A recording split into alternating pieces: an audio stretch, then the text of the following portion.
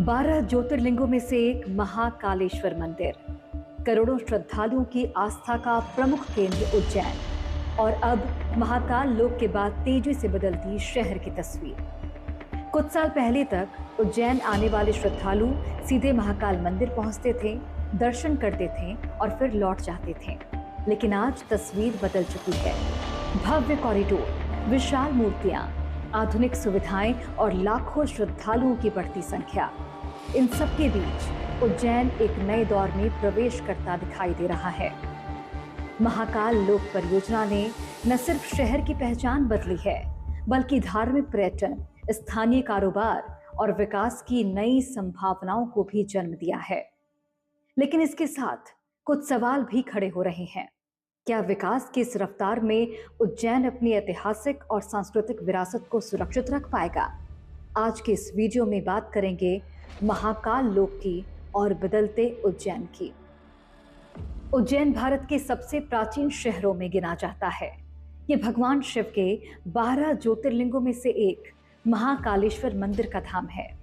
श्रद्धालुओं की लगातार बढ़ती संख्या को देखते हुए महाकाल परिसर के विस्तार और सौंदर्यीकरण की योजना बनाई गई और इसी के तहत महाकाल लोक का निर्माण हुआ।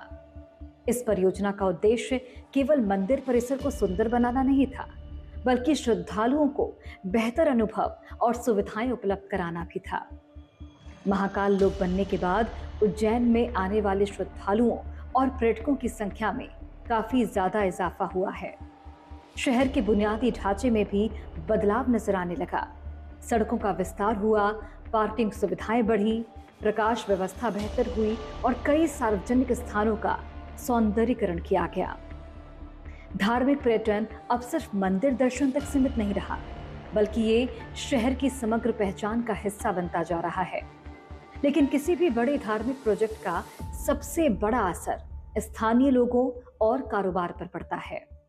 आखिर महाकाल लोक ने उज्जैन की अर्थव्यवस्था को कितना बदला, ये एक अहम सवाल है। श्रद्धालुओं की बढ़ती संख्या का सीधा असर स्थानीय व्यापार पर पड़ा है। होटल हो गए, गेस्ट हाउस, रेस्टोरेंट, ट्रैवल सेवाएं और धार्मिक सामग्री बेचने वाले व्यापारियों के कारोबार में वृद्धि देखने को मिली है। फूल विक्रेता, प्रसाद विक्रेता, ऑटो चालक और स्थानीय गाइड जैसे छोटे व्यवसायों को भी इसका लाभ मिला है। विशेषज्ञों का ये भी मानना है कि धार्मिक पर्यटन सिर्फ आस्था का विषय नहीं होता, बल्कि ये स्थानीय अर्थव्यवस्था को गति देने वाला महत्वपूर्ण क्षेत्र भी बन सकता है। पर्यटन गतिविधियां बढ़ने के साथ रोजगार के अवसर भी बढ़े हैं। हॉस्पिटैलिटी सेक्टर, परिवहन सेवाएं, सुरक्षा व्यवस्था और पर्यटन से जुड़े अन्य क्षेत्रों में स्थानीय युवाओं के लिए नए अवसर पैदा हुए। यानी महाकाल लोक का प्रभाव सिर्फ धार्मिक गतिविधियों तक सीमित नहीं है, बल्कि ये सामाजिक और आर्थिक बदलाव की कहानी भी बनता जा रहा है।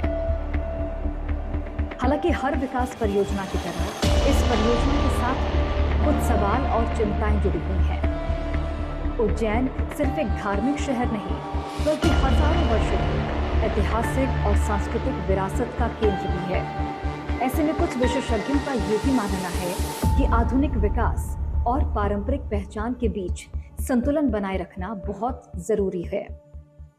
सवाल ये है कि क्या बढ़ते निर्माण और पर्यटन दबाव के बीच शहर की ऐतिहासिक विरासत, पारंपरिक स्वरूप और सांस्कृतिक पहचान को उसी तरह सुरक्षित रखा जा सकता है?